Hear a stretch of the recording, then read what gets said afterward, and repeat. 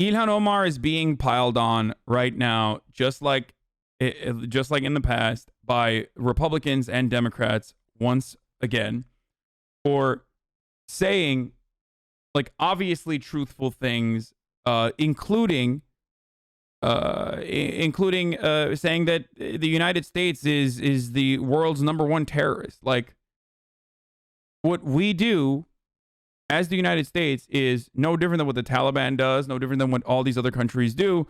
And as a matter of fact, we're even better than a lot of these other terror cells. And she's right. And this is a statement that I have said, I have mentioned numerous times as well. It's not something that I'm embarrassed about. It's something that I've said with my chest a million times over. And it's not every day where you hear a fucking actual representative, a sitting congressperson, be so bold and so brave as to speak the truth in this regard.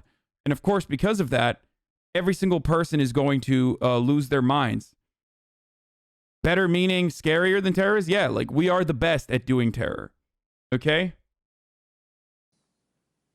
So let's do it. Thank you, Chairman. Thank you all for being here, and thank you for your testimonies. Mr. Adams, in 1991, you pleaded guilty to 2 counts of withholding information from Congress regarding your involvement in the Iran-Contra affair, for which you were later pardoned by President George H.W. Bush. I fail to understand why members of this committee or the American people should find any testimony that you give today to be true. I'm gonna get someone to track your ass down, you pussy ass bitch. Hassle. Aw. What's he gonna do when they track my ass down? Are they gonna come suck my dick from the back, dude? Is that what they're gonna do? Is that what you want to do? And you can't do it yourself, so you're gonna get someone else to do it? Aw. Truthful. Idiot. If I can respond to that. It wasn't a question. On February, that was not a question. That was I reserve the right to imagine being this fucking butthurt about the actions of the imperialist state that you happen to reside in, which costs $0 fucking to not defend, but instead you choose to defend it. Like, you get so fucking butthurt about old ass dipshits. This is the old video. We're going to start off with this one, and then we're going to get to the other ones. To my time. It is not right. That was not a question. Committee can attack on February 8th, who is not permitted to reply. That was not a question. Thank you for your participation. On February 8th, 1982, you testified before the Senate Foreign Relations Committee about U.S. policy in El Salvador. Let's go, love you, in that hearing, you dismissed as communist propaganda report about the massacre of El Mozote, in which more than 800 civilians, including children as young as 2 years old, were brutally murdered by U.S.-trained troops. During that massacre, some of those troops bragged about raping a 12-year-old girl before they killed them. Girls before they killed them. You later said that the U.S. policy in El Salvador was a fabulous achievement. Have you had it sucked from the back? Yes or no, do you still think so? From the day that President Duarte was elected in a free election to this day, El Salvador has been a democracy. That's a fabulous achievement. Yes or no, do you... Dude, what's up? So you're saying, like, you know, the fascist regime changes that you facilitated were poggers. You think that massacre was a fabulous achievement that happened under our watch? He's like, come on, bro, you got to break a few eggs to make an omelet, dude. And in this case, it was nuns that we fucking brutalized and murdered, you know, among farmers and their families, that sort of thing. It just, you know, it's just when life hands you lemons, you make lemonade. Ridiculous question. Yes or no? No. I will take that as a yes. I am not going to respond to that kind of personal attack, which is not the question. Yes or no, would you support an armed faction within Venezuela that engages in war crimes, crimes against humanity or genocide, if you believe they were serving U.S. interest, as you did in Guatemala, El Salvador, and Nicaragua? I am not going to respond to that question. I'm sorry. I don't think this entire line of questioning is meant to be real questions, and so I will not reply. Whether under your watch, a genocide will take place, and you will look the other way because American interests were being upheld, is a fair question, because the American people want to know that anytime we engage a country, that we think about what our actions could be. Good guys, by the way. We're the good guys. And how... You know, we don't do state-sponsored terror. Just kidding. We literally do, which is important. This is important for you guys to see and understand. Is like, we are terrorists ourselves as a fucking terrorist nation.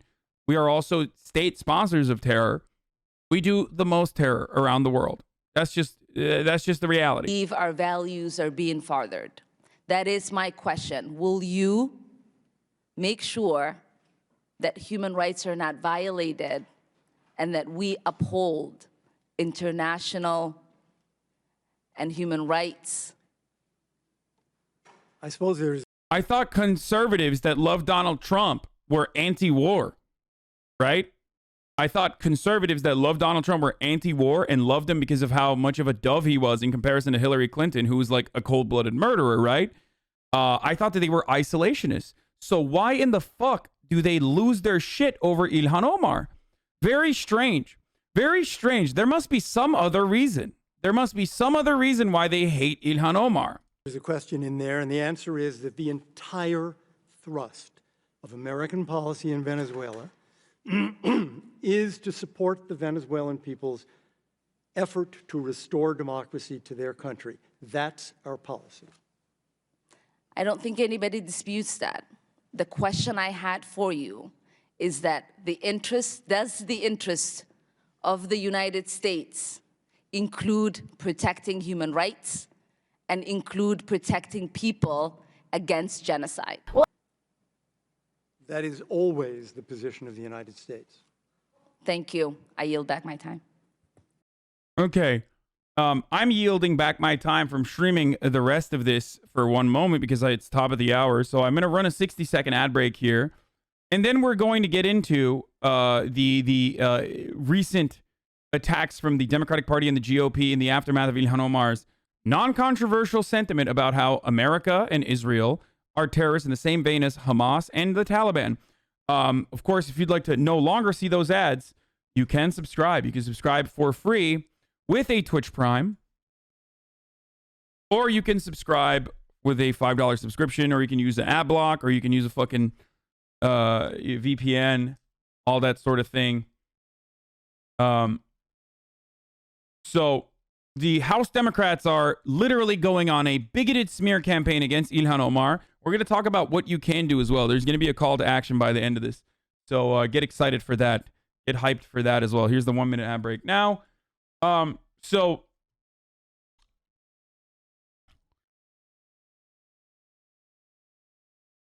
what the fuck? Oh, I got to fucking log in for this. All right. Yeah. Fuck that. Anyway.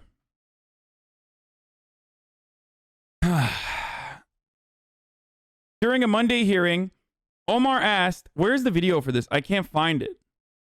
Other than just liking a tweet. Yes, there is a phone number that you are going to call. I'll tell you guys in a second. But yeah, I'll post the post the call to action in a minute. Do we have the video? I can't find the video.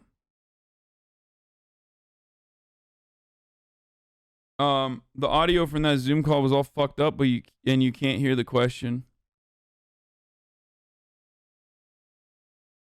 Anyway, during a Monday hearing, Omar asked Secretary of State Anthony Blinken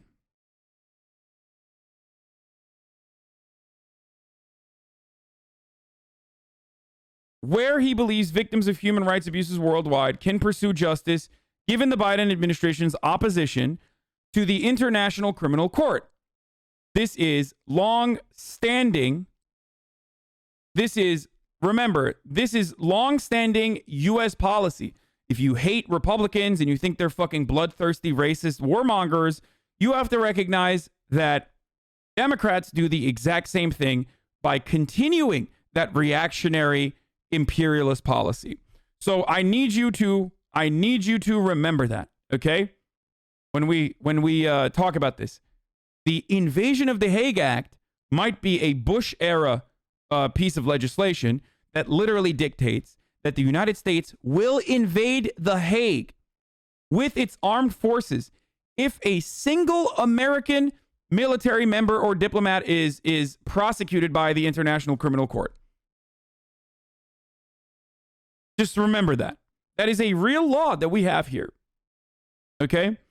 And the failure of national courts to investigate alleged war crimes. She specifically cited two contexts in which she said both the U.S. partners and their opponents should be investigated: the Israeli-Palestinian dispute and the war in Afghanistan. And by the way, that's not even for prosecution. That's for extraditing or for being held, like being detained for a prosecution. That is a literal threat. That's a literal threat in the form of legislation in America. That is not a joke. This is a very real piece of legislation. Boys, I know that there are a lot of new people here, okay? It's also, someone already put the Wikipedia, so I don't have to Google it. There it is. It's also known as the American Service Members Protection Act, okay? It is a federal law that was enacted in August 2nd of 2002 that aims to protect the United States military personnel and other elected and appointed officials of the United States government against criminal prosecution by an international criminal court, which the United States is not party.